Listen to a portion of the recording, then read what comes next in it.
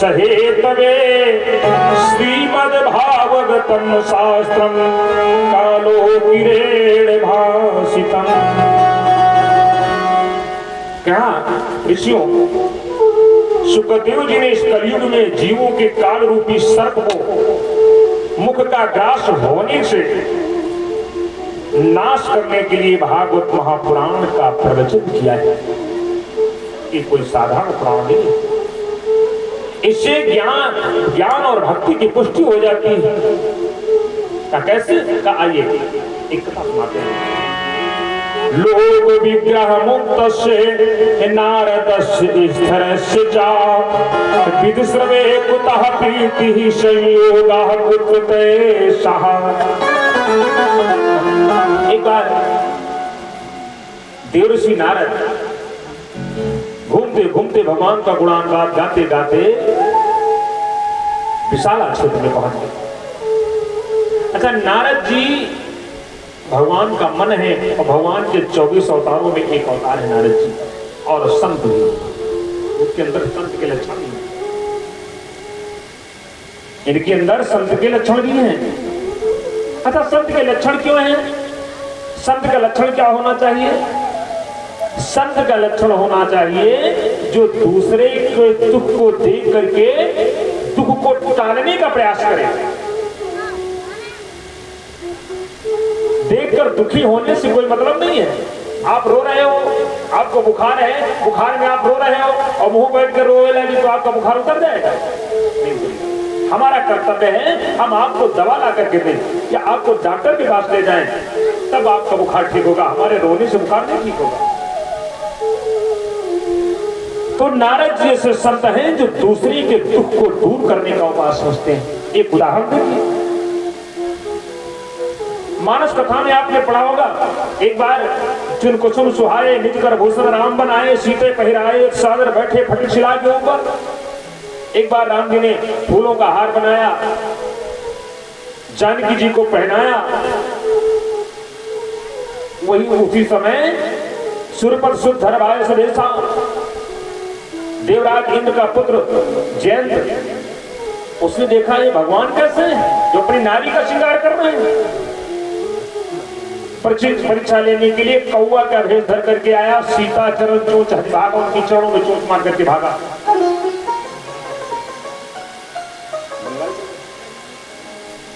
भैया विजय राजपूत बंगाल प्रवाही कोर्स से 51 पे प्रदान है। भगवान का जीवन मंगलमय बनाए, अपने उससे कोट से धन्यवाद है, धन्यवाद है, धन्यवाद है। अब जो भागा, राम जी जानकी मैया के गोद में सर रखे लेटे हैं। राम जी ने उठना भी अच्छा नहीं समझा, ऐसे हाथ पकड़ाया और एक सीख आ गई और सीख का ही धनुष बनाया, सीख का ही बाण बनाया। सीख चाप सायक संधाना, वो सीख का बाण जयंत के पीछे छोड़ दिया। सीख का बाण चला, जयंत के पीछे लगा। जयंत परेशान हो गया, अपने पिता इंद्र के पास गया, ब्रह्मा जी के पास गया, शंकर जी के पास गया, लेकिन काहू बैठन कहा न वही, किसी ने संरक्षण नहीं दिया जयंत को। क्यों? कि राखी को सके राम कहे दो ही, राम का तो ही कौन पर चले। लेकिन जब नारद जी ने जयंत को देखा तो नारद देखा भी कले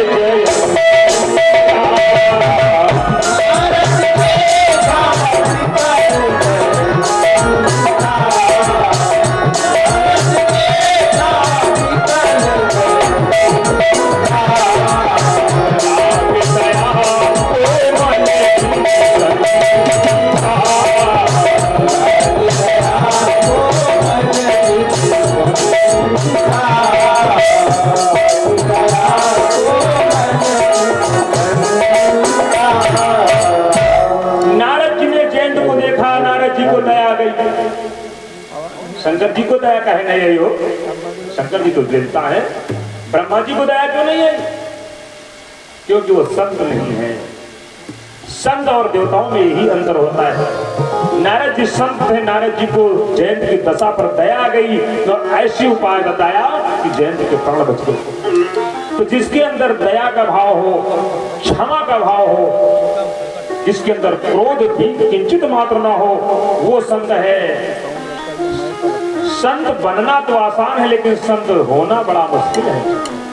बनने में क्या लगता है, लाल लाल पहन लो, लंबा टीका लगा लो, बस बाबा बन गए। लेकिन बाबा होना बड़ा मुश्किल है। बाबा होना बड़ा मुश्किल है, बाबा कोई हो नहीं सकता। एक बार एक दादाजी, अच्छा हमारे यहाँ जो लड़के का लड़का हो तो उसको क्या कहते हैं, पोता कहते हैं, और बिटिया के लड़का का नाती कहते हैं। सही है। तो पास में बिटिया का लड़का बैठा है और लड़का का लड़का पोता बैठा है। एक बाबा जी निकले तो बूढ़े ने कहा, बाबा कुछ हमको को शिक्षा दे दो, जीवन बीता जा रहा, कुछ हम सत्कर्म कर लें। तो साधु ने कहा कि तुमको तो उपदेश तुम्हारा पटौना नहीं दे रहा है।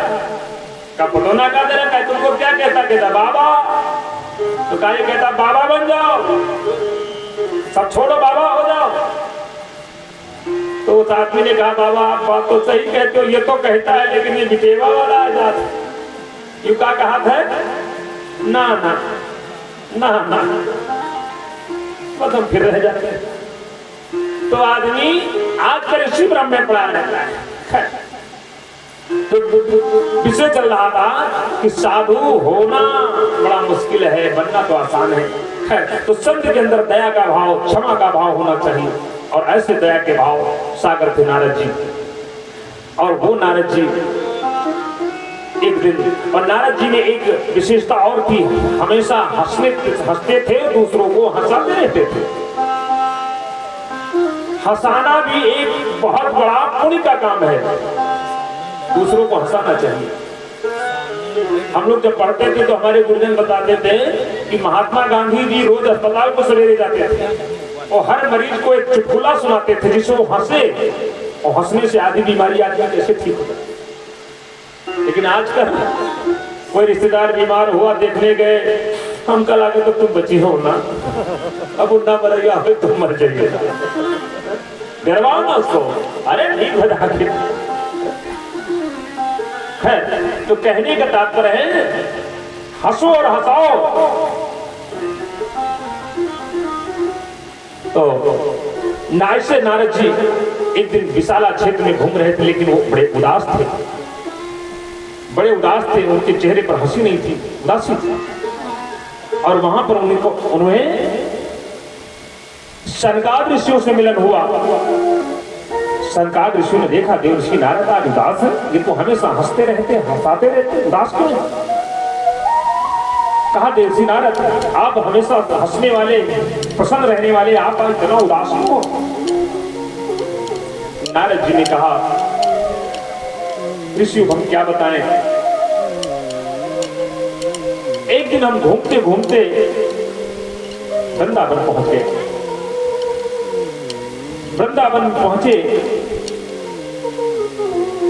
तो वृंदावन में देखा यमुना के किनारे एक युवती जो युवा है बैठी है, और उसके पास में और स्त्रियां हैं, वो पंखा झल रही है उसको, और उसके सामने दो बूढ़े पुरुष लेटे हुए हैं, जिनके बाल पक गए हैं, चेहरे पर झुर्रियां पड़ गई हैं, और वो बिल्कुल मूर्छित अवस्था में लेटे हुए हैं। वो युवती तो जवान है, लेकिन वो पुरुष दोनों बूढ़े हैं। तो नारद जी ने कहा, मुनियों मैं दूर से देख रहा था उस दृश्य को, लेकिन मेरी हिम्मत नहीं पड़ रही थी उस नारी के पास जाने की। कोई किसी नारी के पास बगैर बुलाए जाना नहीं चाहिए। और उस नारी ने जैसे नारद जी को देखा, नारद जी ने कहा, उस नारी ने जैसे हमको देखा, वो बुलाने लगी, भो भो साधो क्षणम तिष्ठय मंचितामापि नाशय दर्शनम तवे लोकस्य सर्वथा धरम परम। वो बुलाती, ओ महात्मा जी, ओ महात्मा जी, क्षण भर ठहर जाओ, मेरी चिंता को भी नष्ट कर दीजिए। आपका दर्शन तो संसार के सभी पापों को सर्वथा नष्ट कर देने वाला है, इसलिए मेरे भी दुख को दूर कर दो। नारद जी ने कहा, देवी तुम हो कौन? नारद जी पास में गए, कहा, देवी तुम हो कौन? और ये तुम्हारे पास में जो नारियां तुम्हें पंखा झल रही ये कौन है? तुम्हारे पास में जो बूढ़े पुरुष हो रहे हैं ये कौन है? तो उसने कहा, देवर्षि नारद, मैं भक्ति हूं, मैं भक्ति हूं। और जैसे भक्ति का नाम सुना, नारद जी ने कहा, रे देवी भक्ति, तुम भक्ति होकर के इतनी दुखी हो? अरे तुम तो वो बला हो, तुम वो बला हो जिस घर में तुम पहुंच जाओ भगवान खुद उस घर को चले जाते हैं। जिस घर में भक्ति हो भगवान न जात पूछते न डिग्री पूछते, कुछ नहीं देखते, तो भक्ति देखते हैं। भगवान नहीं देखते तुम कितना पढ़े लिखे हो, तुम्हारी जात क्या है, भगवान भक्ति देखते हैं। अरे देवी भक्ति तुम वो हो जिस घर में तुम रहती, भगवान को वहां खुद आना पड़ जाता है। भगवान भक्ति के अधीन है।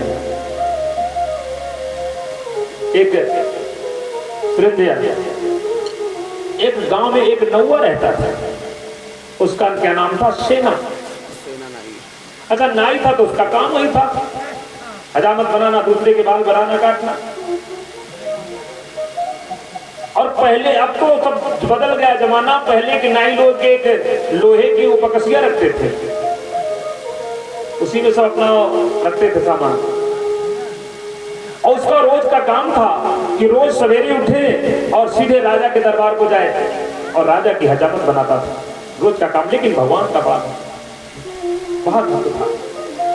भक्ति करने में कोई कपड़ा रंगाने की जरूरत नहीं है कि कपड़ा रंगा लो तभी भक्त बनोगे। अंदर से भक्त होना चाहिए, मन से भक्ति होनी चाहिए, तन से भले। भगवान का बहुत भक्त था और रोज राजा की हजामत बनाने जाता था।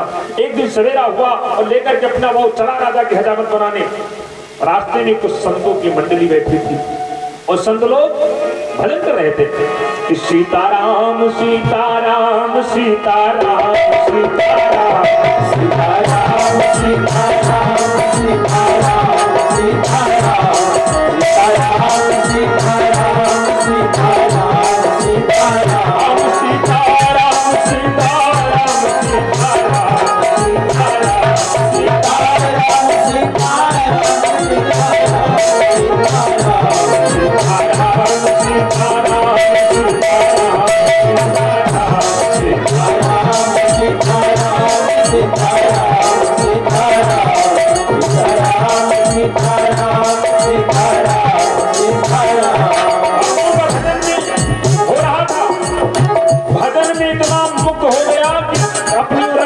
भजन करने लगा।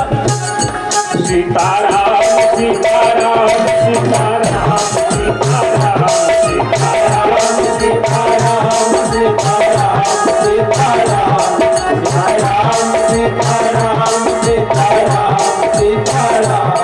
ये नाम बनाया प्रथम पूज को बल में, ये नाम बनाया प्रथम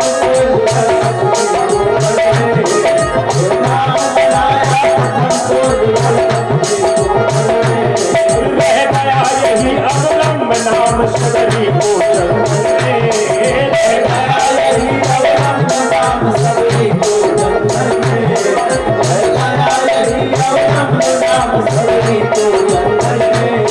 ना खोटा तेरा पार किया, ना खोटा तेरा पार किया, पहुंचाया है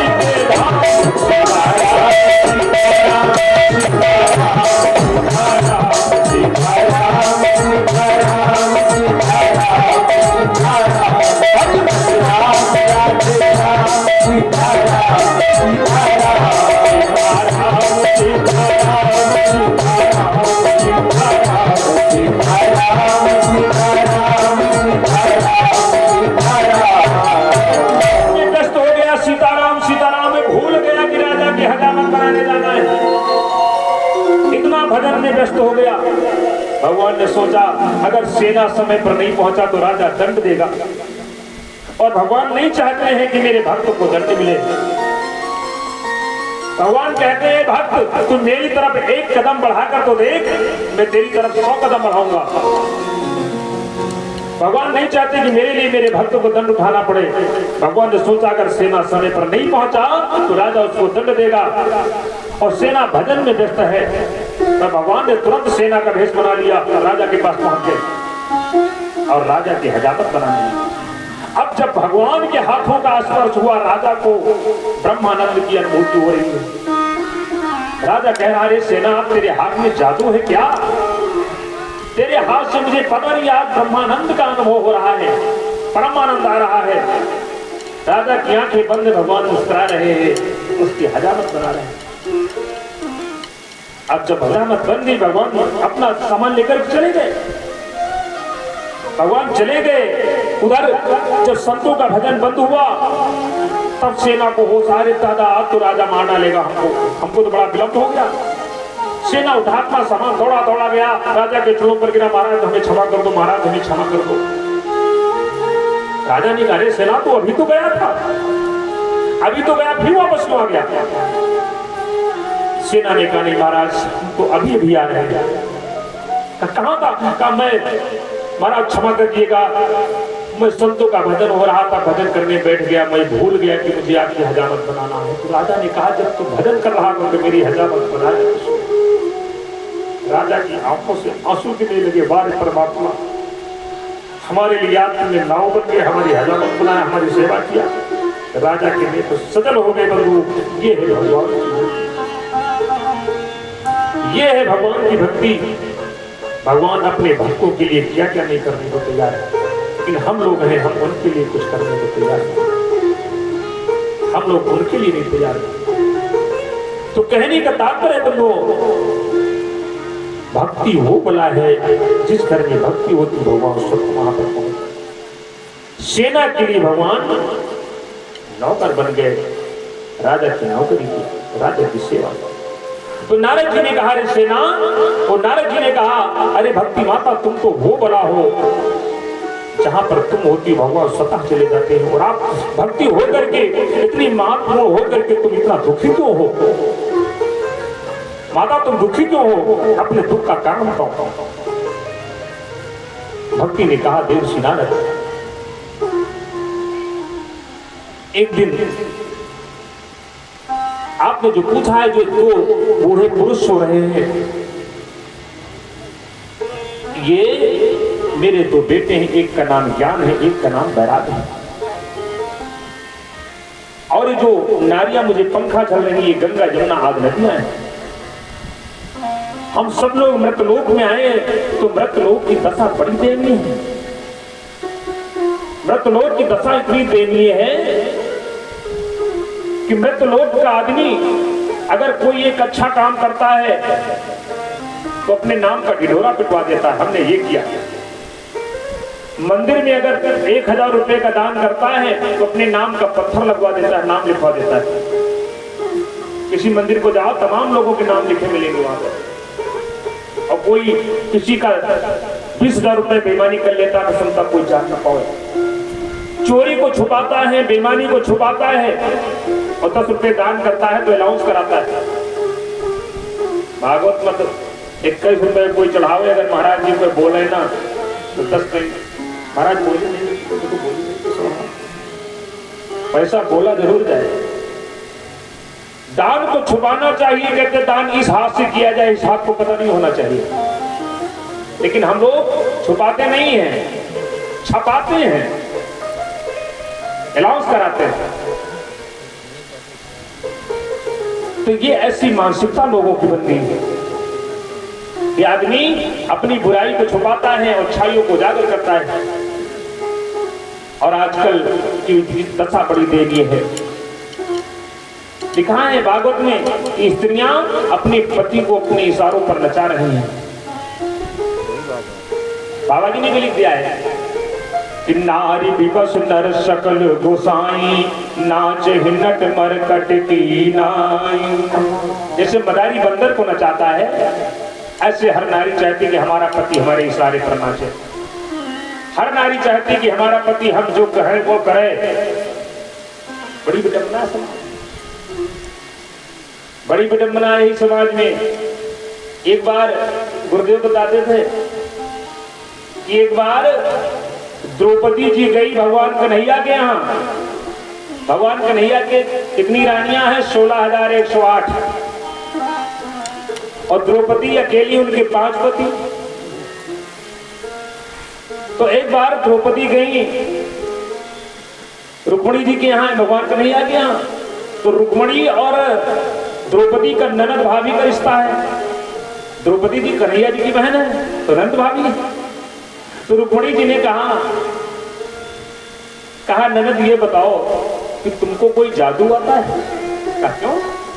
कहा हम लोग 16,108 अकेले पति कन्हैया, फिर भी उनको अपने बस में नहीं कर पाते, और तुम अकेली 5-5 पतियों को अपने बस में किए रहते। कोई जादू वादू जानते हो? हम बताओ, हम अपने पति को बस में कर। बड़ी स्मार्ट दमना है। हम तो देखते हैं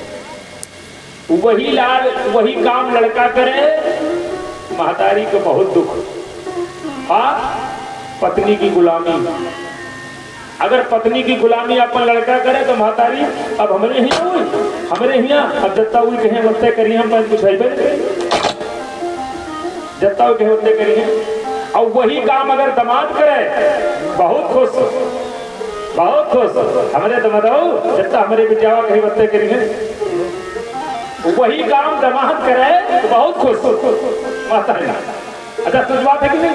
वही काम लड़का करे बहुत खुश। अरे तो समझो वो तो किसी का लड़का है।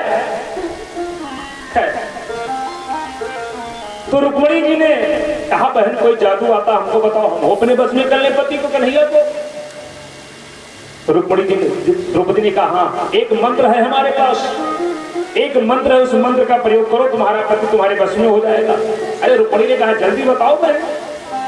तुम लोग जानोगे बहन मंत्र, तुम लोग जानोगे बहन, इस मंत्र को जान लो, तुम्हारा पति तुम्हारे बस में हो जाएगा। कहा जल्दी बताओ। कहा मंत्र ये है कि अपने पति को बस में करना चाहती हो तो पहले तुम खुद उसके बस में हो जाओ, बस तुम्हारा पति तुम्हारे बस में हो जाएगा। लेकिन तुम उसके बस में होना नहीं चाहती हो, उसको अपने बस में करना चाहती हो। तुम उसका कहना करना नहीं चाहती, उससे अपनी बात मनवाना चाहती हो, बस दिक्कत यही से हो जाए। तो विषय चल रहा था बंधु। कहा ये भक्ति माता ने कहा ये कलयुग में आजकल हो रहा है, और बताया कि कलयुग के लोग बिल्कुल आसुरी स्वभाव के हो गए। सुतमान ही मात पिता तब लो, अबलानंद दीख नहीं जब लो। कहा मुनिवर हम लोग घूमते घूमते जैसे मृतलोक में आए, ये दशा देख के हम तीनों बूढ़े हो गए, क्योंकि मृतलोक में न ज्ञान है, न वैराग्य, न भक्ति है। किसी के पास ज्ञान नहीं, न वैराग्य, न भक्ति। हम तीनों यमुना का किनारा पकड़े पकड़े जैसे वृंदावन में पहुंचे, तो भक्ति ने कहा मैं तो पुनः युवा हो गई, क्योंकि वृंदावन में आज भी भक्ति है।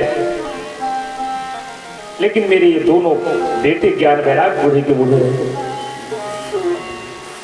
अब बताओ ये दोनों बेटों को लेकर के कहां जाए? महाराज कुछ उपाय करो, हमारे दोनों बेटे पुनः युवा हो जाए। नारद जी ने ज्ञान वैराग के कान में गायत्री मंत्र डाला, ज्ञान जागो वैराग्य जागो।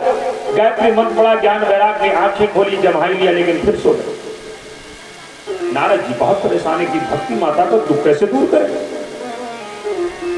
क्योंकि संत का स्वभाव होता है दूसरे का दुख दूर करना। क्या करें? बहुत परेशान तब आकाशवाणी हुई का देवर्षि नारद ज्ञान वैराग के पुष्ट होने का उपाय तुम्हें संत बताएंगे। तो नारद जी सनकादि से कहते महाराज तब से मैं चला हूं, जिससे पूछता हूं सब बात टाल जाते हैं, अब आपसे अच्छा संत कोई मिलेगा नहीं। अब आप बताओ कि ज्ञान वैराग की पुष्टि कैसे हो, भक्ति माता का दुख दूर कैसे हो? आप बताओ, आपसे अच्छा संत कहां मिलेगा? तो सरकार ऋषियों ने कहा देवर्षि नारद भक्ति का दुख दूर होने का एक ही उपाय है, और वो है भागवत महापुराण की कथा श्रवण कराई जाए ज्ञान वैराग को। बात तो सही भगवान, लेकिन ज्ञान वैराग्य है वृंदावन में जो दक्षिण भारत में है, हम आप हैं बद्री विशाल में जो उत्तर भारत में है। अब इतनी दूर से कथा कहां हो, कहो कैसे सुनाई जाए? तो सरकार ऋषियों ने कहा कि यहां से बद्री विशाल से वृंदावन के बीच में एक स्थान पड़ता है जिसे हरिद्वार कहते हैं। हम लोग नीचे उतरे और उतराव लोग इधर आए, बीच में हरिद्वार में कथा हुआ।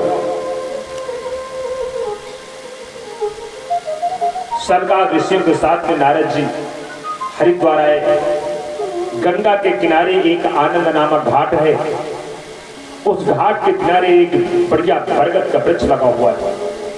सोचा कि यहाँ सीलिंग सामने आने की जरूरत नहीं, बढ़िया बरगद की छाया है। चबूतरा बना हुआ है, का व्यास गद्दी भी बनी बनाई, बढ़िया घास है, काम बैठने की भी जरूरत नहीं। और ये कथा यहीं पर हो जाए। देवर्षि नारद ने कहा महाराज हमारी इच्छा एक कथा आप ही सुना दो। हम सुना दें। सनकादिक ऋषि वक्ता बनकर के व्यासासन पर बैठे और नारद जी श्रोता। तमाम ऋषि महात्माओं को खबर मिली कि भागवत महापुराण की कथा होने वाली, तमाम ऋषिगण इकट्ठा हो गए। और जो नहीं आता था उसको भृगु ऋषि जा करके बुला करके लाते थे। कहा है भागवत में कहा गया है कि आपके गांव में कथा हो रही है, सबका कर्तव्य बनता है कि अपने इष्ट मित्रों को, रिश्तेदारों को बुलाओ, कथा सुनने के लिए आमंत्रित करो। आओ भैया हमारे गांव में कथा हो रही, आओ एक दिन सुन जाओ। क्यों? क्योंकि आपके कहने से जो आएगा तो 6 आना आपको मिलेगा कमीशन। विश्राम सागर में बाबा रघुनाथ दास ने लिखा है, किसी से सत्कर्म कराओगे तो आपको 6 आना कमीशन मिलेगा, और किसी से अगर कुकर्म कराओगे तो उसमें पाप का भी कमीशन मिलेगा। इसलिए सबका कर्तव्य बनता है सब लोग अपने इष्ट मित्रों को, रिश्तेदारों को बुलाओ कथा सुनने के लिए। भृगु ऋषि जा करके सबको बुला करके लाते, चलो कथा हो रही, कथा सुनने, कथा सुनने। सब लोग एकत्र हो गए, कथा प्रारंभ हुई। और जैसे कथा प्रारंभ हुई ज्ञान वैराग की मूर्छा दूर हो गई। वो है कहां? वृंदावन में। मूर्छा दूर हो गई, खड़े हुए और भक्ति माता के कंधे पर हाथ रख करके धीरे धीरे हरिद्वार को चलते गाते हुए, श्री कृष्ण गोविंद हरे मुरारे।